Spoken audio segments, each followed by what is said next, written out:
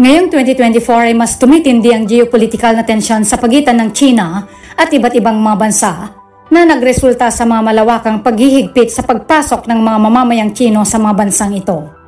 Maraming bansang nagpatupad ng travel restrictions ng mas mahigpit na patakaran sa visa para sa mga Chino. Hindi lamang turismo at edukasyon ang apektado kundi pati na rin ang kalakalan at diplomatikong relasyon sa iba't ibang rehiyon.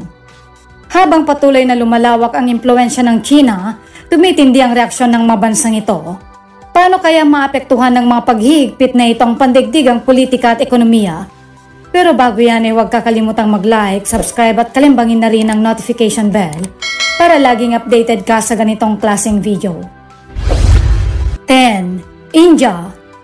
Ang relasyon ng India at China ay matagal nang puno ng tensyon, lalo na't dahil sa hidwaan sa Himalayas, particular sa line of actual control. Noong 2020,